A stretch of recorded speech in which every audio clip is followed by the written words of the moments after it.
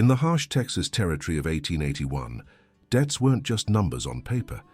They were blood oaths, promises made between men who had nothing but their word. They say when Elijah Freeman came to collect from the Sutton family that scorching summer day, he wasn't just after money, he was after justice. Papa, who is that man? The one man I hoped would never come. Some debts can be paid in gold. Others demand something far more precious. I'll go with you. What happened next would challenge everything the West thought it knew about honor, race, and the human heart.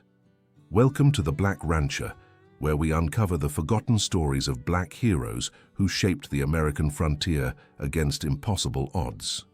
If you're new here, hit that subscribe button and notification bell right now, because the journey you're about to embark on will change how you see the Wild West forever. This story of debt, forbidden love, and moral redemption will take you to places history books never dared to go. And trust me, you'll want to stay until the very end. The final chapter contains a revelation that will leave you questioning everything you thought you knew about America's past. Now let's ride back to the Texas territory of 1881, where one man's quest for justice was about to take an unexpected turn. The summer of 1881 had been merciless to the Texas territory. 3 months without proper rain had left the land cracked and desperate, much like the people who worked it. But Elijah Freeman's Lone Star Ranch stood as a green oasis amid the drought-stricken countryside. His water management techniques, learned from his grandfather who had been born free before the war, had saved his cattle and crops while others withered. Elijah sat at his desk, the oil lamp casting long shadows across the room as he reviewed his ledger one final time. His finger traced down to the name that had been haunting him for 2 years, Thomas Sutton. $1,200, Elijah muttered to himself, the memory as fresh as yesterday. When the White Ranchers Association had denied Elijah access to the cattle auction 2 years prior, it was Thomas Sutton who had stepped forward, offering to sell Elijah's prize bulls alongside his own for a fair commission. Elijah had trusted the man, handed over 17 of his finest animals, and waited for payment that never came. For months, Sutton had dodged him with excuses: market prices down, buyers backing out, paperwork delays. Then the excuses stopped altogether, along with any acknowledgement they'd ever had an agreement. Elijah had tried the legal route, but the white judge had laughed him out of court despite the signed contract. "Boy, you expect me to believe a man like Sutton would enter into business with someone like you? This here's a forgery, plain and simple." But Elijah wasn't without allies. A former Union officer turned banker in Austin had taken an interest in Elijah's case after seeing how he'd transformed his land. The banker had quietly purchased Sutton's outstanding loans from 3 different banks and assigned them to Elijah for 70 cents on the dollar. Now legally, Thomas Sutton owed Elijah Freeman $1,200, a debt that could no longer be ignored due to the color of the creditor's skin. The note was due today, and Elijah intended to collect. "Samuel," Elijah called to his foreman as he folded the papers neatly into his coat pocket. "I'm riding to the Sutton place, should be back by nightfall." Samuel, a broad-shouldered man who had worked alongside Elijah for 5 years, looked concerned. "You sure about going alone? Sutton's got a mean reputation when cornered." "This is between me and him," Elijah replied, checking his revolver before sliding it into its holster. He didn't plan to use it, but in the Texas territory, a black man riding alone was advised to be prepared. "If I'm not back by morning, you know what to do." The 10-mile ride gave Elijah time to rehearse what he would say. He wasn't a vengeful man by nature. He'd accept payment and be done with it. If Sutton couldn't pay, Elijah would take collateral: land, livestock, equipment. The law was on his side now. As the Sutton ranch came into view, Elijah noticed how the drought had devastated the once prosperous property. Fences needed mending, cattle looked thin, and the crops were barely surviving. This wasn't just poor luck, it was poor management. Elijah dismounted, straightened his coat, and approached the main house. Before he could knock, the door swung open. Thomas Sutton stood there, whiskey on his breath despite the early hour, his once imposing frame now somewhat diminished. "I know why you're here, Freeman," Sutton spat. "Come to gloat?" I've come for what's owed, Elijah replied evenly. $1,200 due today. Sutton laughed, a hollow sound. You and half the territory. Come in then. Let's discuss what you think you're going to get from a dry well. As Elijah stepped into the house, he noticed a young woman standing in the shadows of the hallway. Catherine Sutton, Thomas's only daughter. Elijah had seen her in town occasionally, always proper and reserved. Their eyes met briefly before she lowered her gaze and slipped away into another room. What Elijah didn't know was that she had been listening to her father's desperate conversations for weeks. She knew exactly how bad things had become, and she'd already made up her mind about what needed to be done. The debt collector wasn't just at the door, he was sitting at their dining table, and he wasn't what she had expected at all. Thomas Sutton's dining room had once showcased the trappings of wealth, silver candelabras, fine china, and imported furniture. Now it stood as a museum to faded prosperity. The silverware had been sold, replaced with tin. The paintings that once hung on the walls had left only ghostly rectangles on the faded wallpaper. Elijah sat across from Sutton, who poured himself another whiskey with trembling hands. "Let me be plain, Freeman," Sutton said, not bothering to offer Elijah a drink. "I don't have your money, not a cent of it." Elijah placed the ledger on the table. "The law says I'm entitled to take possession of assets equal to the debt plus interest." "The law?" Sutton laughed bitterly. "Since when does the law work for men like you around here?" "Times are changing," Elijah replied calmly. "I'm prepared to be reasonable. I'll take livestock, equipment, or land. Your choice." Sutton's face darkened. "My cattle are barely alive. Equipment's almost worthless. Land?" He laughed again. "The bank's taking that next month anyway." A noise from the doorway made both men turn. Catherine stood there, dressed in a simple but well-maintained blue dress, her dark hair pulled back from her face. "Papa," she said softly, "Mrs. Rivera brought some fresh bread. Would you like me to serve some?" Sutton waved her away irritably. "Not now, Catherine." But Elijah stood as his mother had taught him a gentleman should when a lady enters a room. "Don't let me interrupt your hospitality, Mr. Sutton."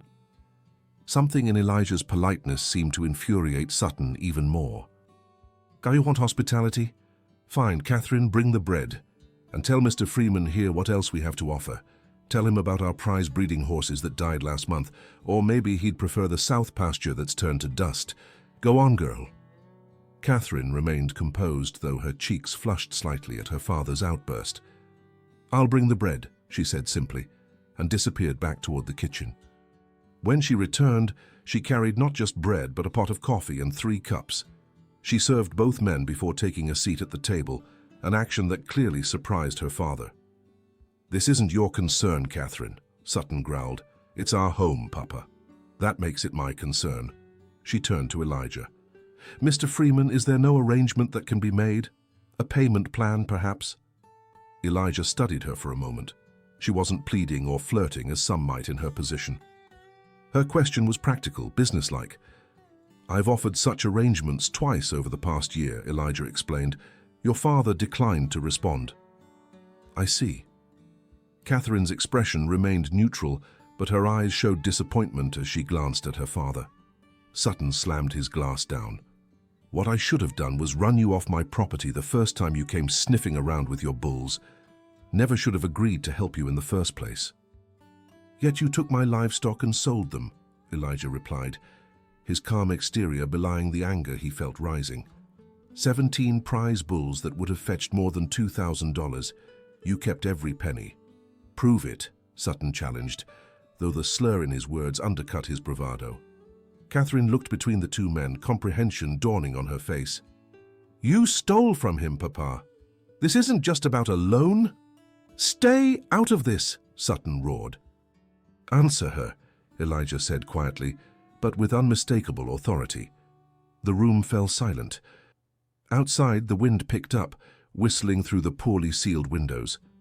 Catherine stood suddenly. "Mr. Freeman, would you step outside with me for a moment? There's something I'd like to show you." Before either man could object, she was walking toward the door. Elijah, intrigued, followed her onto the porch. Once outside, Catherine spoke in a low, urgent voice.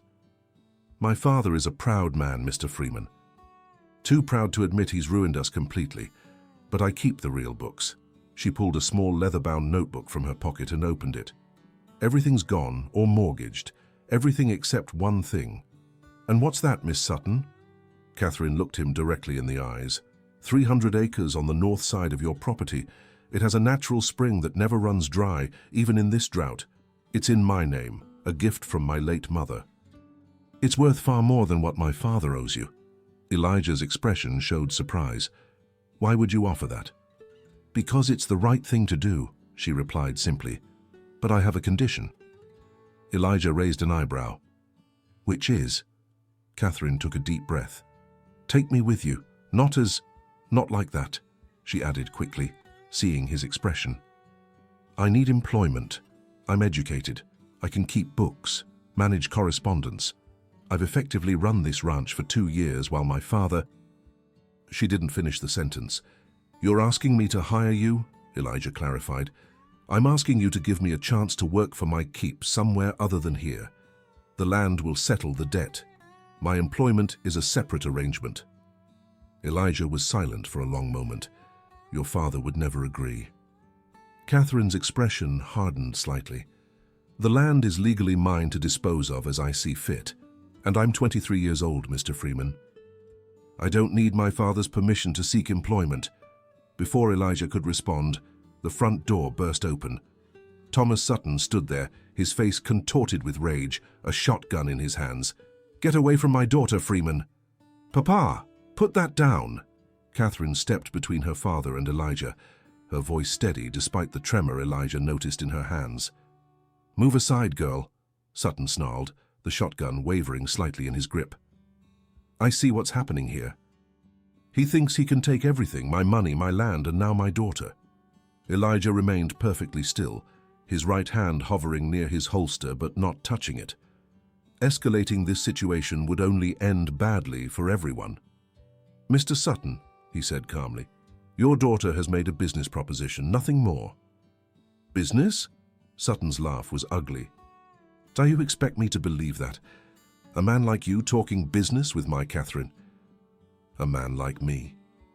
Elijah's voice remained level, but there was an edge to it now. You mean a man you cheated? A man who worked for everything he has while you drank away your inheritance? Or did you mean something else entirely, Mr. Sutton? The older man's face flushed deeper. You know damn well what I mean. Catherine's voice cut through the tension.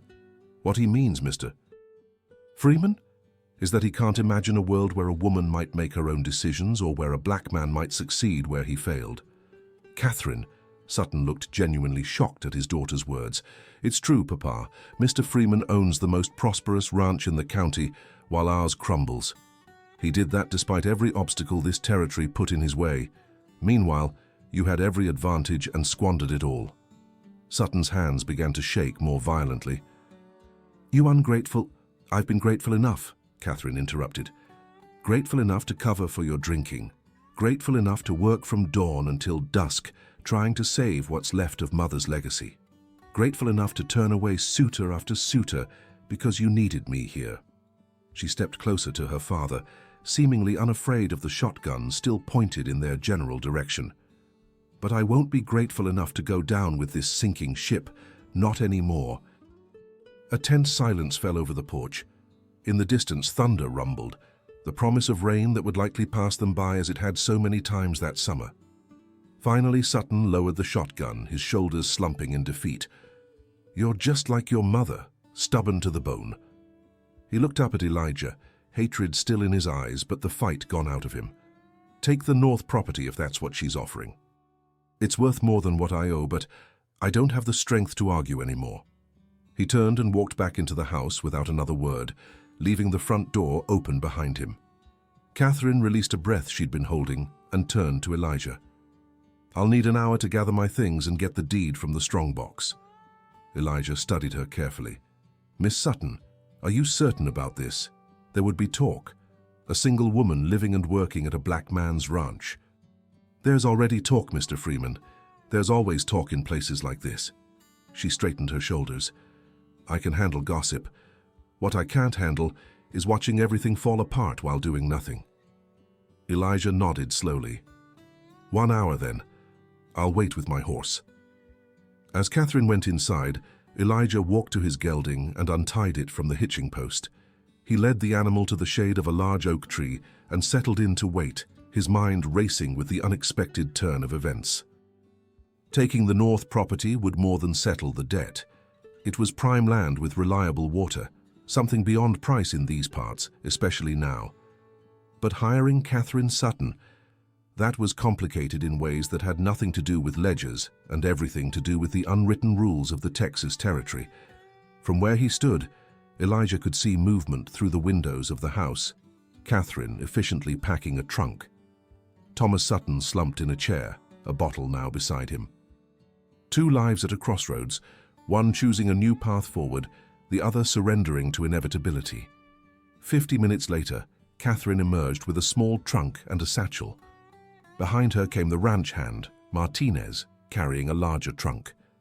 They loaded everything onto the buckboard wagon that Martinez had hitched to a tired-looking mare. "Mr. Freeman," Catherine approached him, holding out a folded document. "The deed to the north property, signed over to you. And this," she added, offering a second paper, "is a contract I've drafted for my employment. 1 year of service as your bookkeeper and correspondence manager in exchange for room, board, and $50 per month." Elijah took both papers, impressed by her thoroughness and foresight. He unfolded the employment contract and quickly read through it. The terms were fair, the language precise. "You've done this before," he observed. "Written contracts?" "Yes.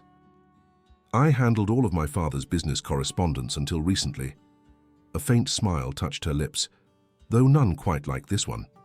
Elijah folded the papers and tucked them into his coat. "We should go.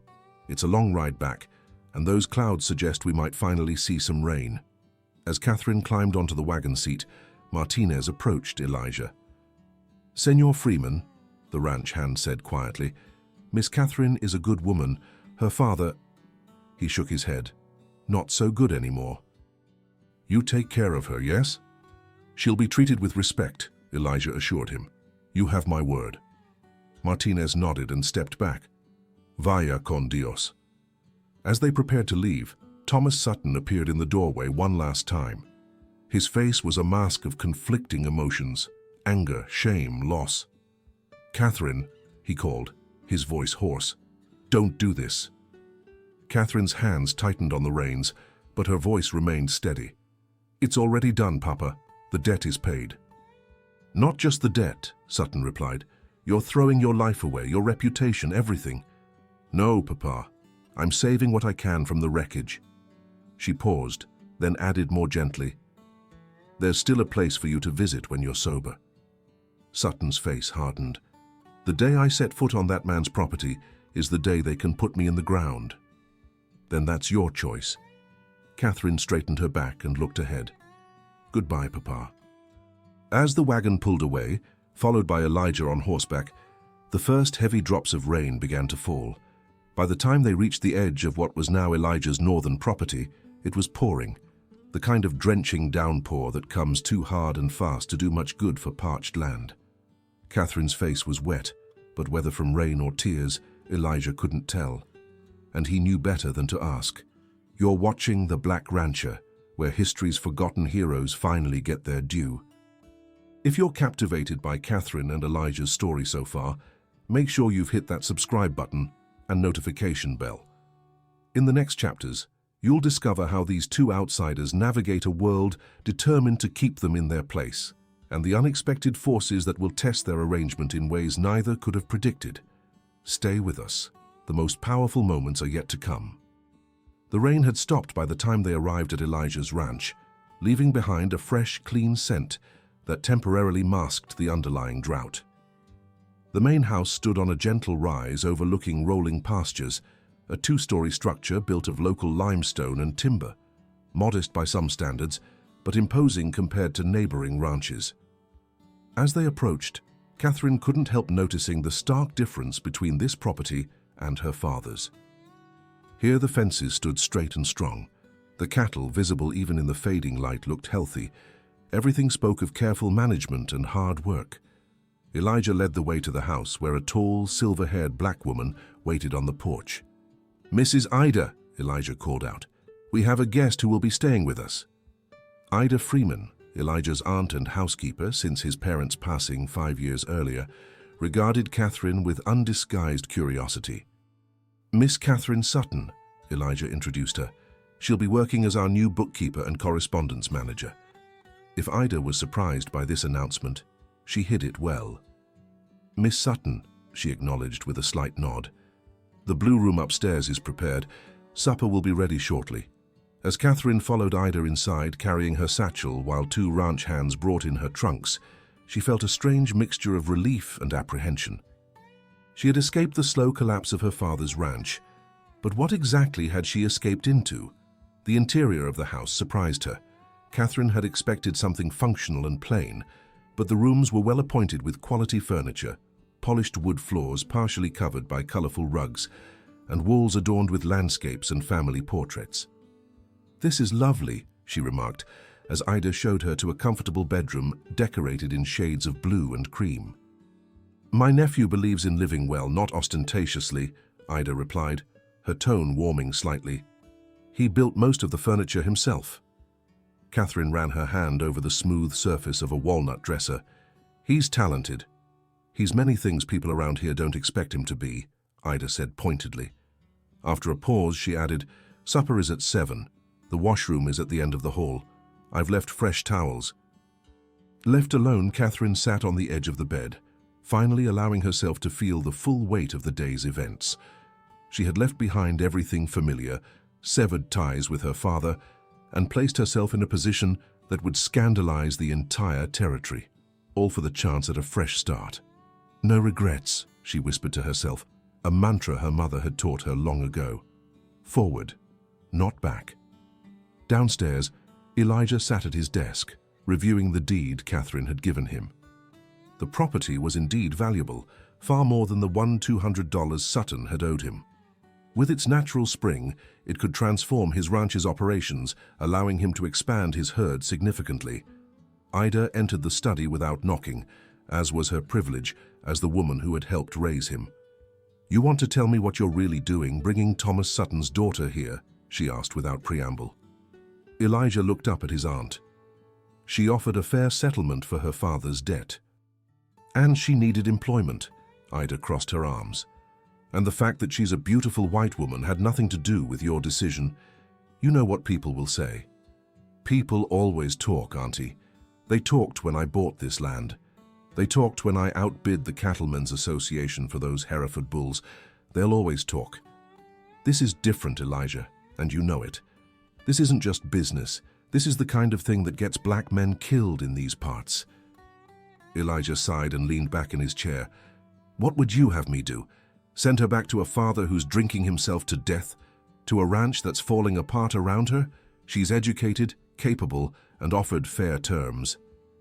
Ida studied her nephew's face for a long moment. "Just be careful. That girl might be running from something, but you've worked too hard to risk everything." "I'm always careful, Auntie. See that you stay that way." She turned to leave, but paused at the door. "Supper's in 20 minutes, don't be late." The meal was a quiet affair.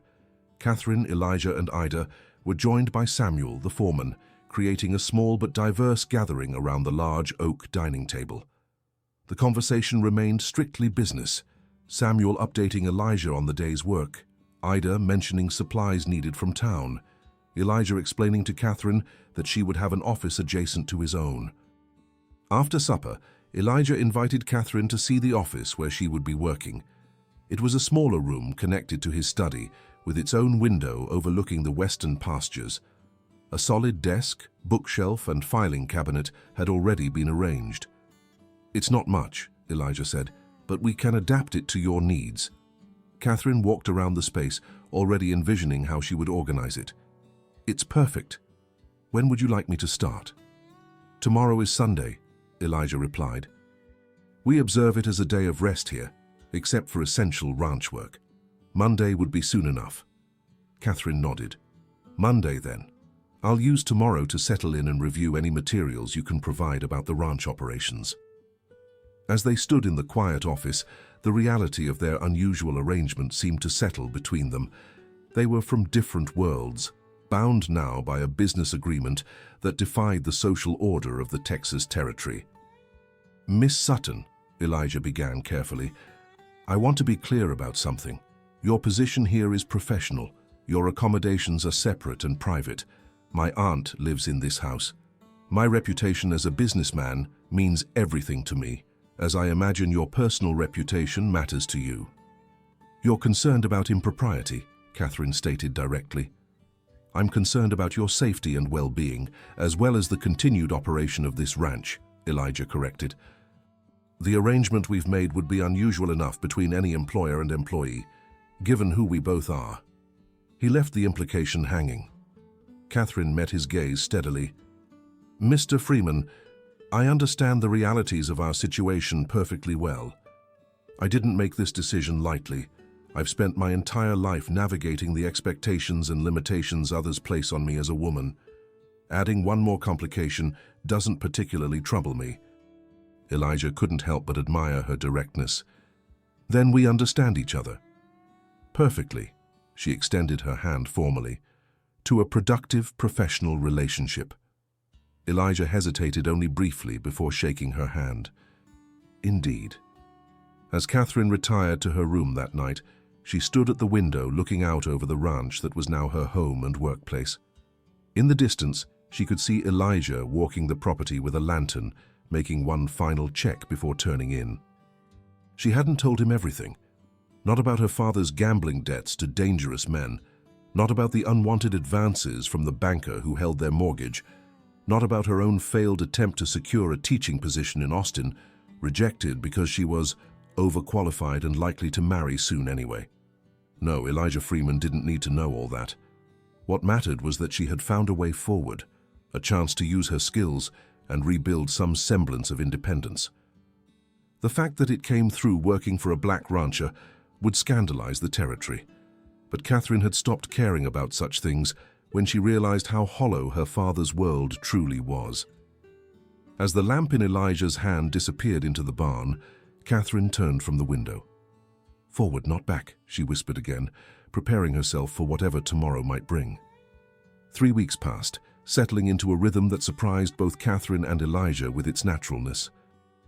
Each morning, Catherine would have breakfast with the household, then retire to her office where she meticulously reorganized the ranch's books, correspondence, and contracts. Elijah, impressed by her efficiency and attention to detail, found himself consulting her on business decisions more frequently than he had anticipated. Word had spread quickly about Catherine's new position. In town, where Elijah sent Samuel or other hands for most supplies to avoid unnecessary confrontations, the gossip had apparently reached fever pitch. On this particular Wednesday morning, however, Elijah needed to go to town himself. A shipment of specialized equipment had arrived at the general store, and the bank required his signature on documents related to a cattle sale. "I'll accompany you," Catherine said, when he mentioned his plans at breakfast. "There are matters at the post office I need to attend to for the ranch." Elijah hesitated. "Are you certain that's wise? It would be your first appearance in town since I chose to work for you," Catherine finished. "Yes, I'm aware, but I can't hide forever. And there's business to conduct." Ida, who had been quietly serving more coffee, interjected. "Girl's right, Elijah. Hiding only gives power to gossip. Better to face it head on." And so they set out, Elijah driving the wagon with Catherine beside him. Dressed in a practical but well-made navy blue dress, her hair neatly pinned beneath a modest hat. They agreed to separate once in town, Elijah to the bank and store, Catherine to the post office, and meet at the wagon in 1 hour. The reactions began the moment they entered the main street. Conversations stopped, heads turned, women whispered behind gloved hands, men stared openly. "Remember," Elijah said quietly, "this affects your reputation more than mine." Catherine gave him a sidelong glance. "Your concern is noted, Mr. Freeman, but I believe I'm responsible for my own choices." They parted at the corner of Main and Elm, each heading to their respective destinations with deliberate dignity. Catherine completed her business at the post office efficiently, ignoring the cold shoulder from the postmaster, who had previously been obsequiously polite to Miss Sutton of the Sutton Ranch. She was just leaving, letters and packages in hand, when she encountered Mrs. Hargrove, the banker's wife and self-appointed arbiter of local society. "Catherine Sutton," Mrs. Hargrove said loudly enough for others nearby to hear. "I hardly recognized you. Working agrees with you, it seems." Catherine smiled pleasantly. "Indeed it does, Mrs. Hargrove. Good day to you." She attempted to walk past, but the older woman shifted to block her path. "We've all been so concerned," Mrs. Hargrove continued, her voice dripping with false sympathy. "To think of Thomas Sutton's daughter reduced to such circumstances. The Ladies' Aid Society would be happy to find you more suitable employment." "That's very kind," Catherine replied evenly, "but I'm quite satisfied with my current position. The Lone Star Ranch is the most efficiently run operation in the county." Mrs. Hargrove's expression hardened. "There are considerations beyond efficiency, my dear, considerations of propriety, reputation, one's standing in the community." "How fortunate, then, that I value competence and integrity above idle opinion," Catherine said, her smile never wavering. "Now, if you'll excuse me, I have business to attend to." As she finally moved past the sputtering woman, Catherine heard her mutter, "Just like her mother, no sense of what's proper." Meanwhile, Elijah had completed his banking business and was inspecting the equipment shipment at Miller's General Store when the bell above the door jingled. 4 men entered, local ranchers he recognized immediately. Thomas Sutton was among them, looking haggard but sober, at least for the moment. The atmosphere in the store instantly tensed. Miller, the proprietor, busied himself with rearranging items that didn't need rearranging.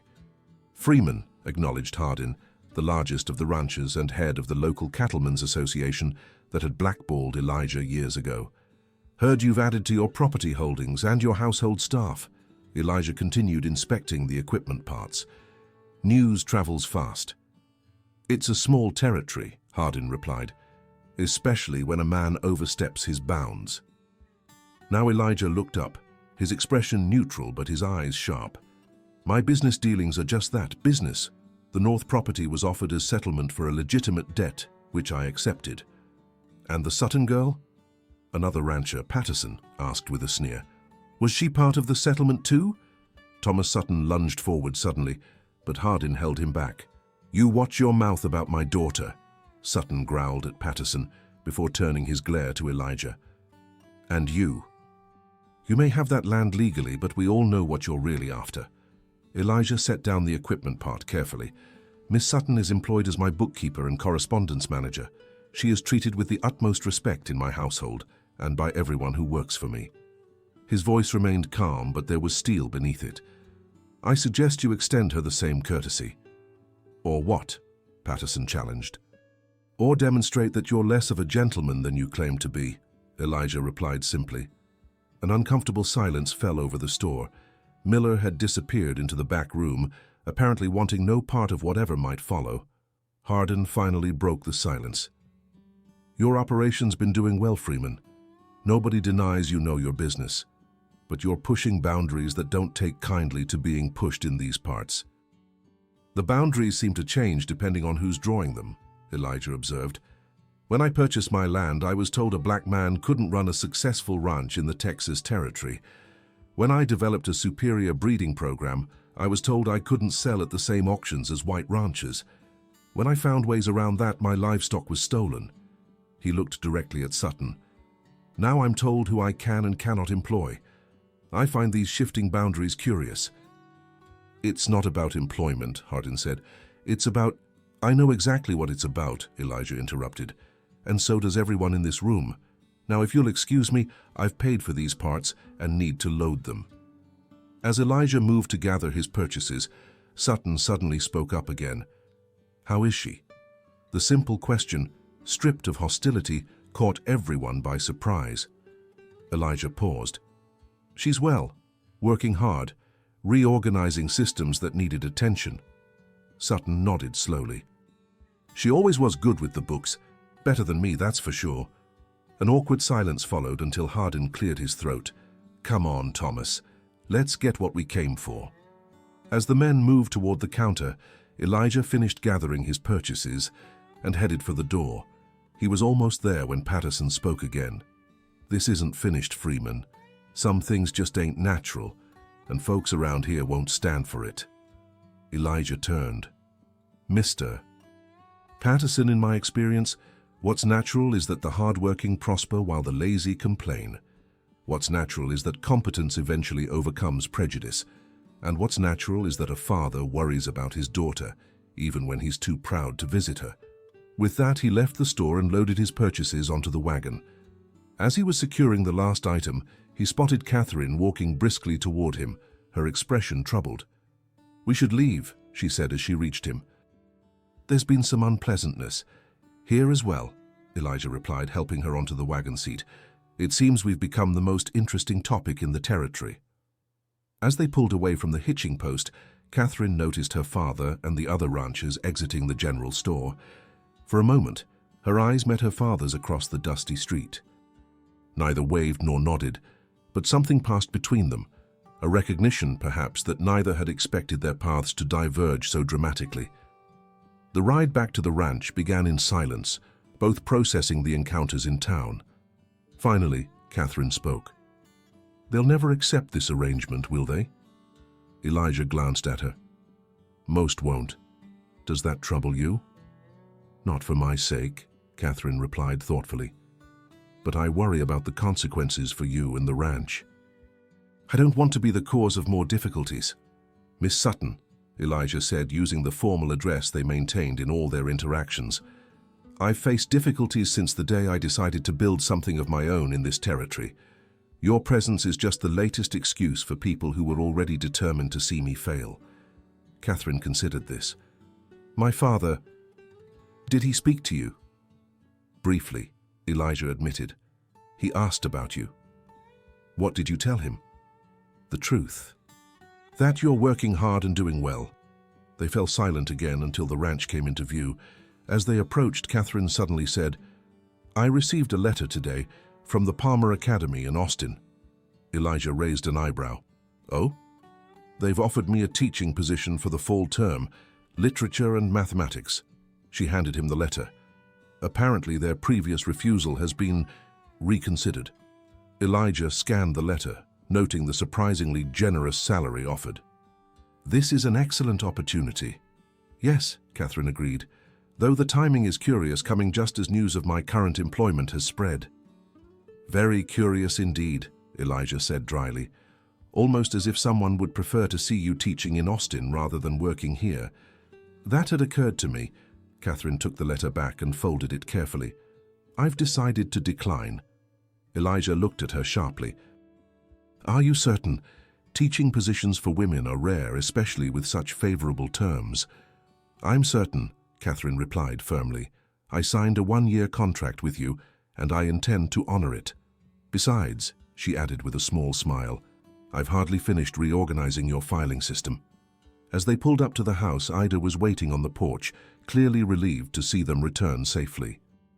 Catherine excused herself to take the mail to her office, leaving Elijah to begin unloading the wagon. "How bad was it?" Ida asked quietly once Catherine was inside. "About what we expected," Elijah replied. "Thinly veiled threats, not so subtle accusations. And the girl? She's still planning to stay after getting a taste of what she's in for?" Elijah glanced toward the house, where Catherine could be seen through the window, already sorting through the mail at her desk.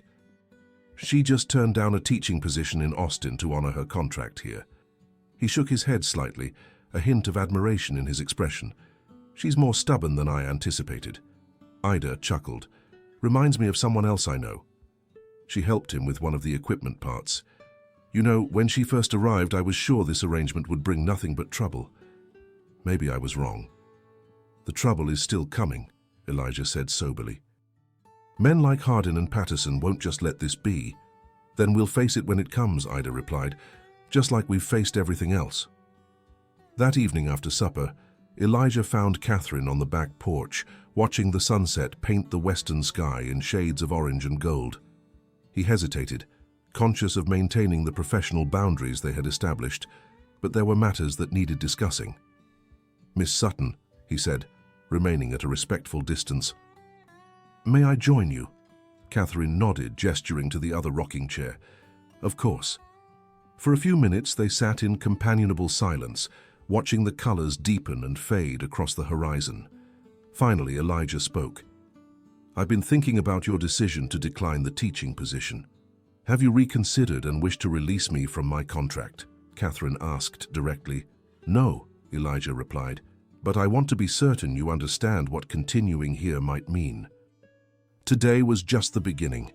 The pressure will increase on both of us, but especially on you." Catherine turned to look at him. "Mr. Freeman, when I left my father's house with you, I knew exactly what I was doing. I'm not naive about the consequences of defying convention."